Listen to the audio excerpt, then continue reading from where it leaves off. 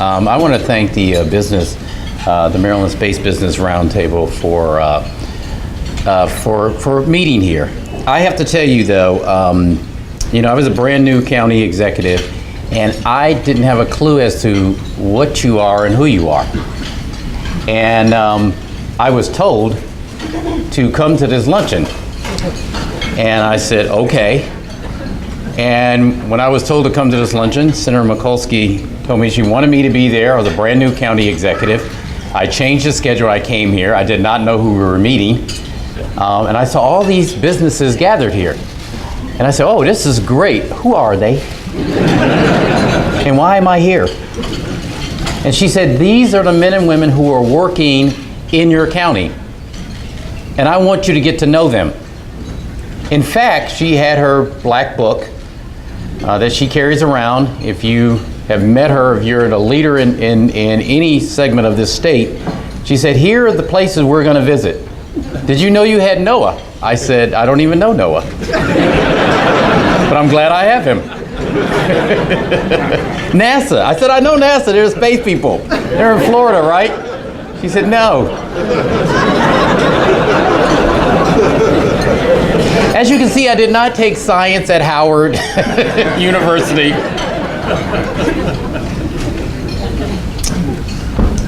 I was fortunate, as this state, this county, and this nation is, that I got a chance to meet a giant.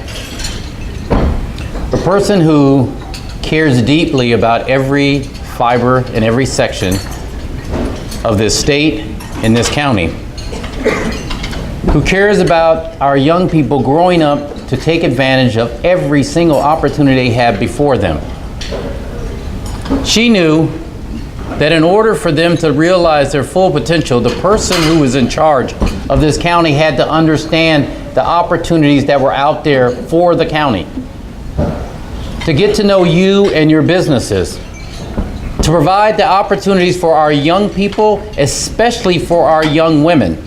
As the father of two girls, young women, what a role model I had. As the father of a young lady who was good in science and math, what a great role model we have. So I have gotten to know you. I visited NOAA and found out it's an agency and not a person. NASA. Found out they're actually in Greenbelt and not Florida only. And so what we did from there, because of Senator Mikulski, is we developed the way we're going to renovate and develop this county.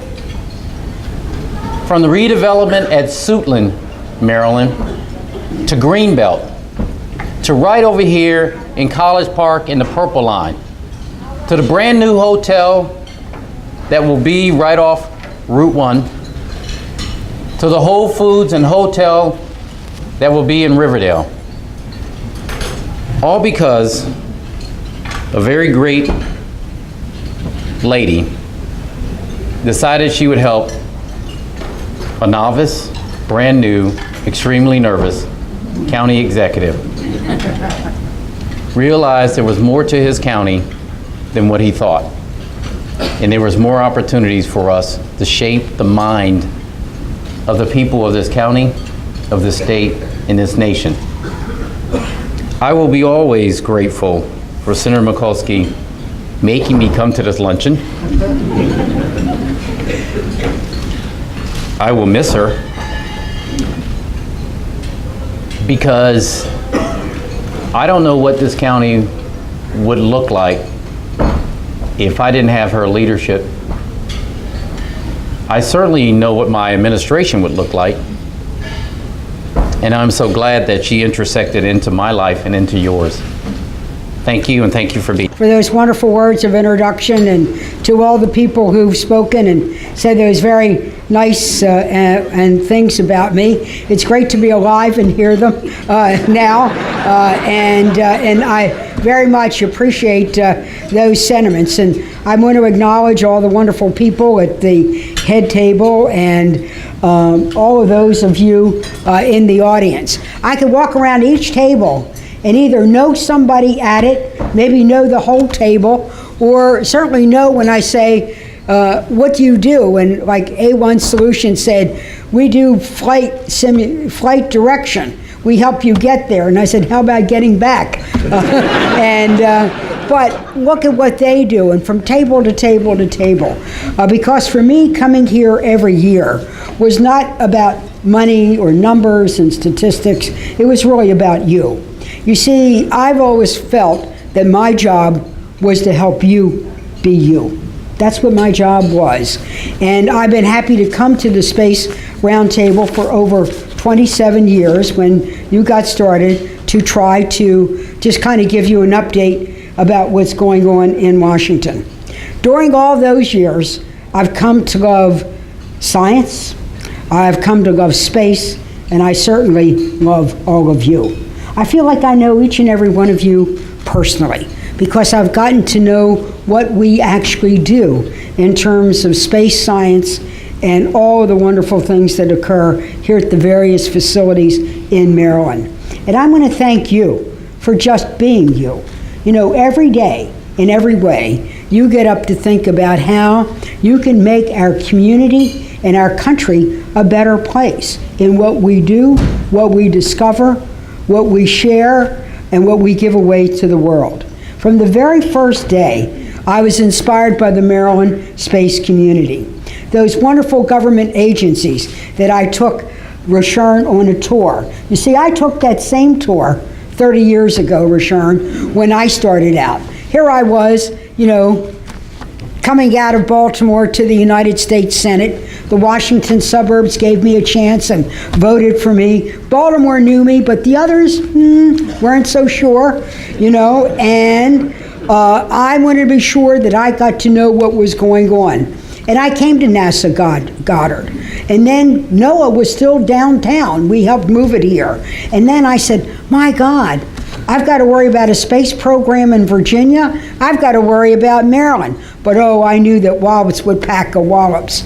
And then my predecessor, Senator Charles McMathias, helped bring the Space Telescope Institute to Maryland in its very early days, and I just want to commemorate really what a great role he played. And then one might not think of Senator Sarbanes as a space guy, but he certainly was a space guy, and his close relationship with Dr. Cremigis at APL got me involved, and little did I know that I would be going to Pluto, looking at rings around Saturn, and our little APL was going to make sure it made the cover of Time magazine. And growing up, somebody who was enamored with Madame Curie, who even wanted to be a scientist herself, but I was a little klutzy with science. And when I got to college, organic chemistry and I did not exactly have a warm relationship. But I did learn Boyle's gas laws. Gas takes the size and shape of its container. A good lesson to know if you're in the United States Senate.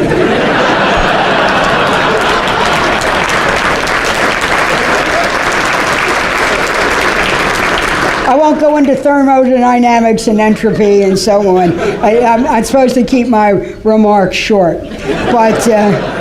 But it was those things that coming to get to know you really wanted to help me support you. And then it was the Space Telescope Institute. It is the great work that Hopkins does at the Applied Physics Lab and at the Homewood campus. And here at the University of Maryland, the wonderful work at College Park and some of the other campuses that play a role. And the turbo private sector, large companies and small companies. Small companies that started out as 8A minority contractors that then grew up either to go on NASDAQ or to be part of the Fortune 500. And how did I know, as I said, wanting to be maybe another Madame Curie, that I would know on a first name basis Nobel Prize winners?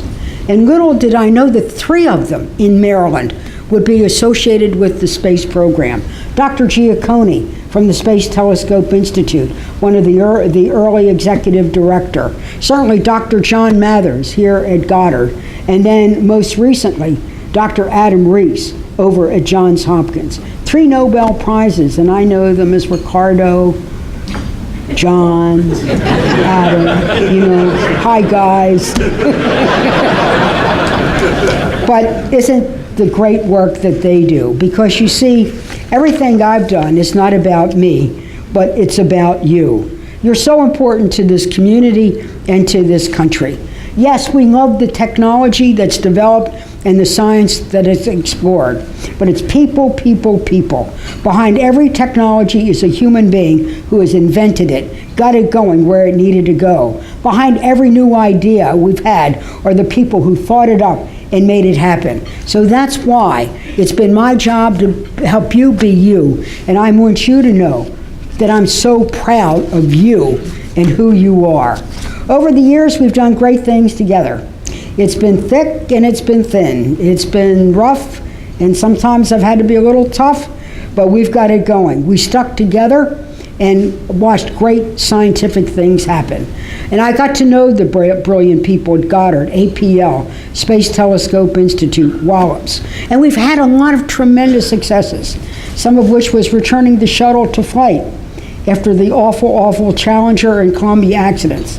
And then there's the famous saving Hubble.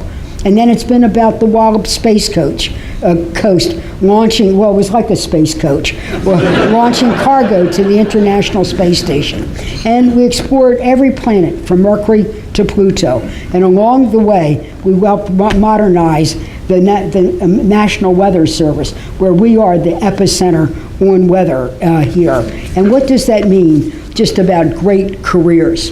But you know, I couldn't have done it without all of you. Behind every me, there has to be a whole lot of we.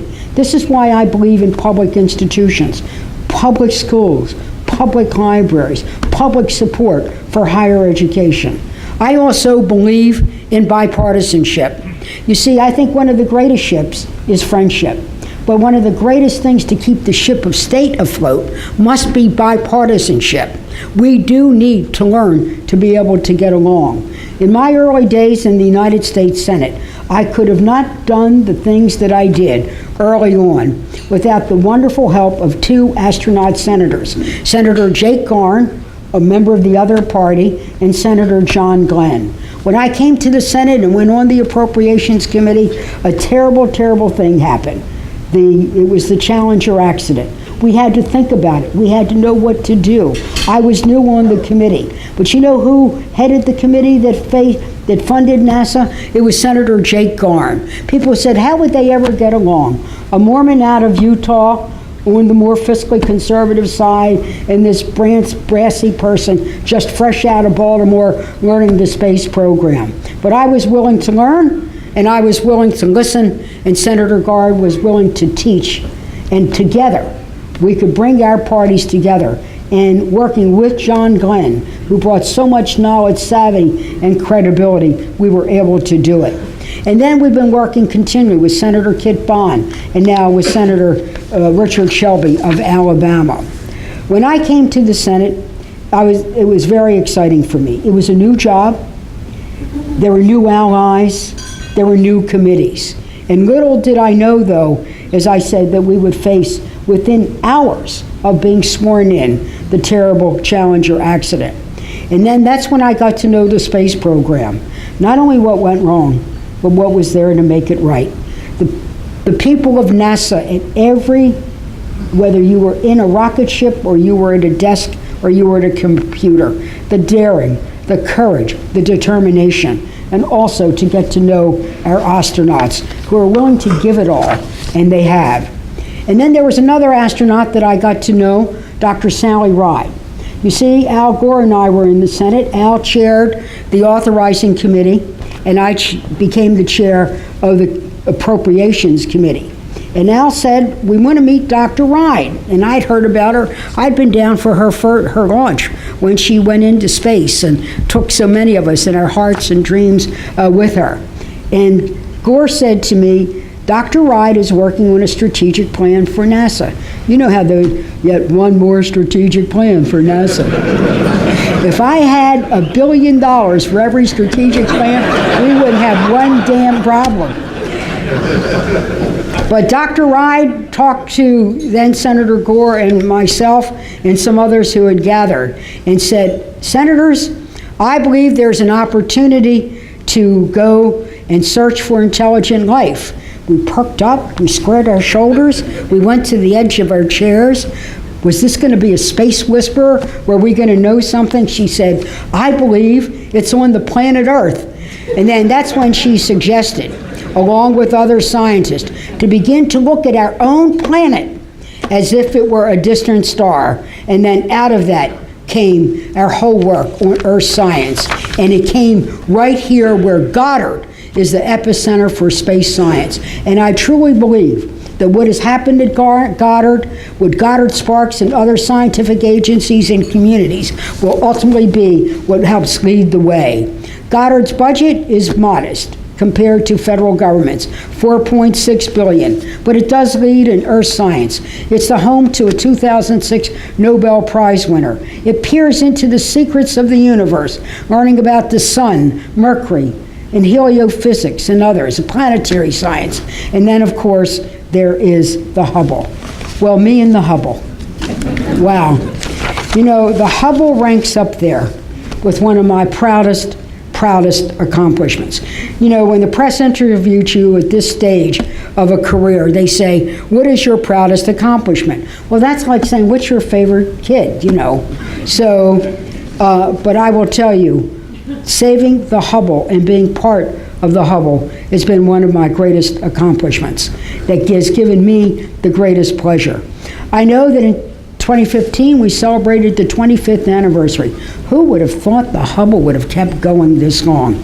And Hubble rewrote the astronomy books, revealing the age of the universe. It was essential to Dr. Rees's Nobel Prize. The Hubble has been serviced 5 times, one of which, of course, was its most famous contact lens. I was very excited when Hubble went up, and I was absolutely decimated when we found out that it just couldn't see. And it couldn't even call home. And we were quite upset. So I called it a techno-turkey. I stood corrected over time. And then what would it take to do it? Well, I come back to Garn, and I come back to Glenn, and I come back to the gratitude of the American people, because it was the taxpayers who were willing to do this. So we knew that the cost would be $600 million. And in those days, and even in these days, that's a lot of money. Well, you know the rest of the story. We bought it the most expensive contact lens in American world history, and off it went. And now we know that it is going on its final mission. But somehow or another, I believe the Hubble will always live. Because what I said about the Hubble was this, that yes, it does great science, and it will continue to do great science. But what I'm also proud of is that what we learned through the Hubble, we give away to the world. And I said a rich nation can build a space telescope, but only a great nation gives the science away to the world. And that's why I love the Hubble, and that's why I love all of you who so worked on it, all those incredible and fantastic stories. So we could talk about all of these things of the past, but you know, I'm not here to sound like, oh, I'm at a VFW meeting and I'm going to talk about great wars and great battles. Though I'll do that. You know, if you want to come to Baltimore, there's plenty of bars and restaurants, so I'm not leaving, and I'll always tell you the story about. But really what I'm excited about is what we're fighting about right here today. Tomorrow we're going to actually mark up the Commerce, Justice, Science budget. I will be meeting with Senator Shelby today at 4 o'clock to finalize what we're going to do. I've got my shoulders squared. I've got my lipstick on. I've got my list. I've got my agenda. Rashawn, you think I had a black book with you? I got 5 of them to talk to Shelby. So we are ready, and we are armed and ready to go. And I have these 3 principles. First of all, do no harm. What do I mean by that? First of all, in the process, let us not this year have another sequester. How about no shutdown, no slowdown, no crisis in funding? The second is let's capitalize the existing programs. So whatever we have on the books, make sure that it is adequately funded and adequately ready to go. I'm not going to go through every one, but you know what they are. They are making sure that the James Webb stays on track, to make sure that we continue to fund space science, to make sure it continues to tell us what we need to know about the world we live in here and the many worlds that are out there. And then to make sure we have a balanced space program to build that bipartisan relationship for human exploration, reliable space transportation, and aeronautics. We will make sure that we will have the resources we need to keep NASA going, and going exactly in the direction that it's going in. And I will do everything I can to find targeted funding for the new opportunities and the new possibilities, like in satellite servicing and in others. So you can count on it. Tomorrow, we will mark it up in the subcommittee. On Thursday, we're going to mark it up on the floor, and I bet you we're going to go to the floor of the United States Senate within the next 2 or 3 weeks. You're going to know where the Senate's going, and we're going to keep it going all the way through to October 1st, so that you know what you can count on, because we count on you.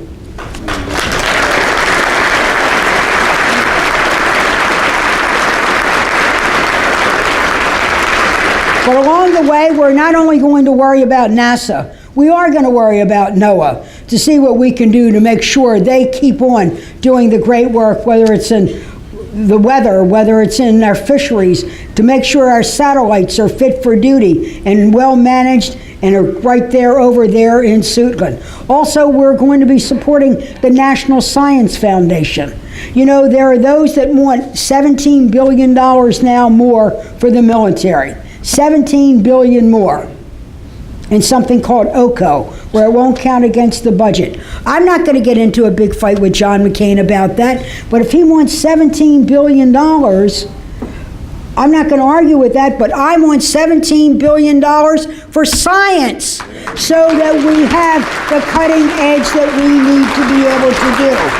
So every chance we get, every opportunity presented, every pot that I can store, every can and what else I can kick, I will certainly do it, all the way up to the last hour that I'm in the United States Senate. They will know that Barbara Mikulski's there, and I ain't leaving until I know you are all okay.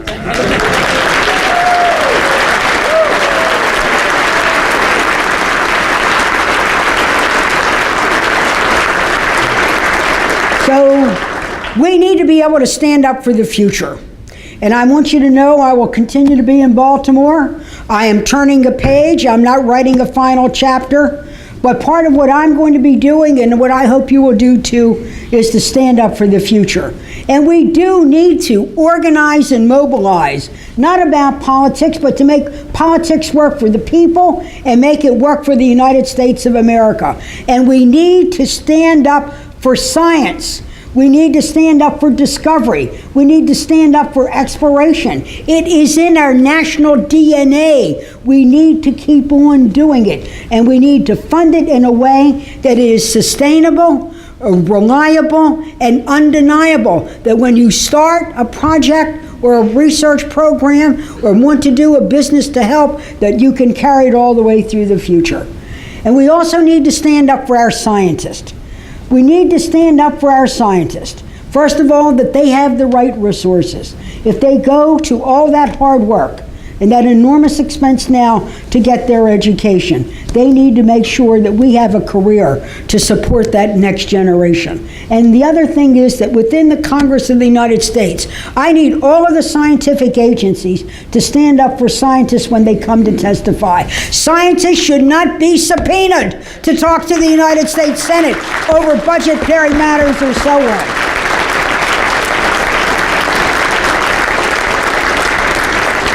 And they shouldn't be badgered in the budget and we shouldn't pull the plug on them. This sequester was a humiliating thing, whether it was here or at NIH or the extramural programs that go on. Scientists need to be able to pursue and follow not only their dream, but where the research then takes them. And you know what? It will take our country definitely into the future. And then it goes to our young people. This is where I'm going to be putting my energy, into young people. I'm so admire what Dr. Mather did with his Nobel Prize money. He and his wife have invested the Nobel Prize money into a whole arts program. Why? Because one, it's important for young people to have those kinds of activities, but he knows, and the science tells us, it only helps expand the brain. We've got to worry about the K through 12, the K through 12 kids, the elementary school and the middle school. Didn't you get a chuckle reading the Post the other day about the little boy who spoke to the president? Did you read that? We had a fabulous, fabulous science fair in Washington. Cheers to the private sector and academia and the science community that helped put it on. So this little boy named Leggett, we're sure, and I don't know if he's any relation to Ike, but he sounded like it. And here is this little boy who met the president. Most people were, oh, Mr. President. So the president turned to him and said, do you want to tell me anything, son? And he said, I think you need a child science advisor. This little boy, he said, you've got all those science advisors, and they all talk about kids and what we should do and what we should know. You got to talk to the kids. You need a child science advisor. And the president said to him, really? And do you have any nominations? Now, this has to be non-confirmable at this point. I mean, I can take on the Supreme Court. I don't know if I can take on a child's advisor for confirmation. But so the president said, who do you have in mind? He said, me. I live right here. I can come. Well, this little boy is a comer. Dr. Rankin, you better get him on your scholarship list right away this afternoon. Don't forget that internship. How about tomorrow morning? So, but guess what our president said? God bless him. Our president said, what a responsive man. Our president said, you know what? We never thought about that. And he said, well, I'm still here. We're going to put together a little round table of children to say, what do you think STEM education ought to be and what projects you ought to work on, and we ought to do that. Well, a little child shall lead us, as the great book says. And that's really where we are. We've got to invest in little Mr. Leggett and all the other boys and girls in our region and in our country like that. So that's what I'm going to be doing. So I want to say to you this. You know, I've been part of a lot of discovery. You know, great scientific discovery. But the biggest discovery for me was you. Was to learn about you, to know you, and to know who you are. I will never, ever forget you. Helen Keller said, all we deeply love, we can never lose. And all we have ever met becomes a part of us. You become a part of me. Whether it's the astronauts that I've met who are willing to go into space to fix the Hubble, whether it was all the scientists that were working, all those who briefed me, all those of us who worked, I will never, ever forget you. So don't think I'm retiring. Think of me about a rocket ship. I'm moving to a new launch pad, and I'm ready to blast off, and I'm going to say, may the force be with us. Thank you very much.